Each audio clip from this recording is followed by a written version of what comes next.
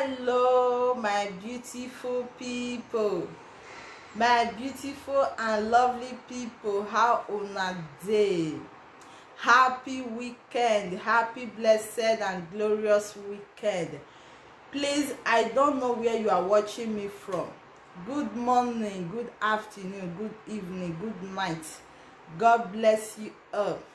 Please, my wonderful people, if today na your first time for this YouTube channel, make I introduce myself.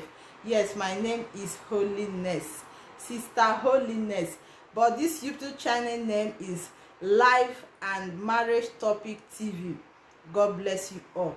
Please, my dear beloved sister, if you never subscribe, wetin you dey wait for? They no dey take money, they no go comot, they no go, in fact, not be internet. Just press the subscriber button, press the notification bell. Anytime I upload video, then go notify you, please. And if you like this video, please share to other. Today's topic, I go talk about how you go take dey follow your friends dey waka. You know, say sometimes friends they take dey take something serious. So today we go talk about am, because before you go say yes to anything when you dey tell your friend, you go first think am first. If that thing you go do am or you no go do am, you better not say yes tomorrow. You no fit fulfill your promise, you come turn to a liar or bad person. So today we go talk about am. So if you like this video, carry chair, make you sit down, watch am well. In case of if you reach your turn, make you know as you stay dey follow your friends dey waka. So make I use myself as example. For example now, like today when be weekend, like Jessica come call me, Sister Holiness, where you dey? I say I dey house. He go say, you no go come out? I'll say I'll come out. Then we go greet, cut, drop phone. Later I come call me, Sister Holiness, you say you go come out, you no go come out. You go say sleep just take me, I no fit come out. My dear sisters and brother, from there you don't offend them with that. Those one I be the friends when not the reason well, because sometimes you fit talk something, say now so I go do, you know, of confident one. And be careful as you take dey follow friends dey waka.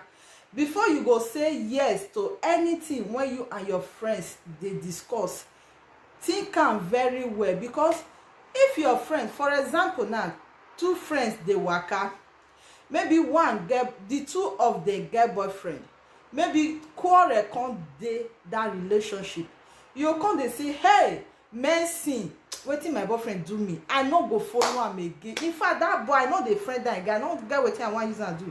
And your friend go dey say, abeg take am easy na, this one na small matter. You say, no, that boy, I no just like wetin he do me, I no like am. So if I see am for my house again, wetin I go do am? My dear brothers and sisters, now you don vow now, if I see am, I no get wetin you wan use am do. Tomorrow your friend come see you and that boy, which kind eye that girl go take dey look you? You don be liar, meaning you no know wetin you dey do. As you talk am, no be so e come be. Please, if you get a quarrel for your relationship, please no use anger, no use quarrel take talk wetin you no go fit do. Reason am first.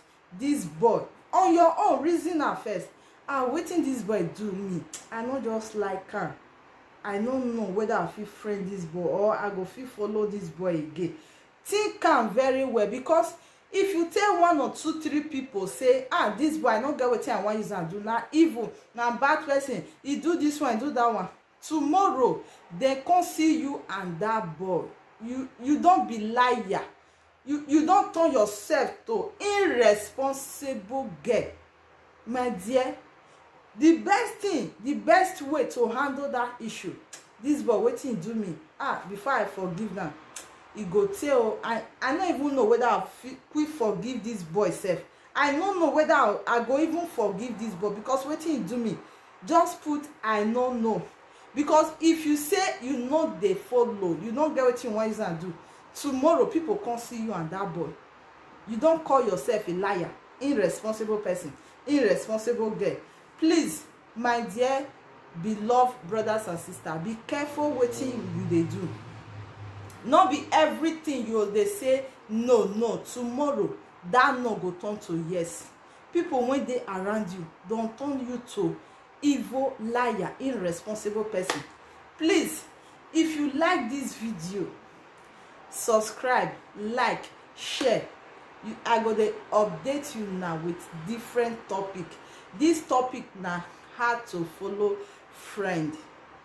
How to follow friend.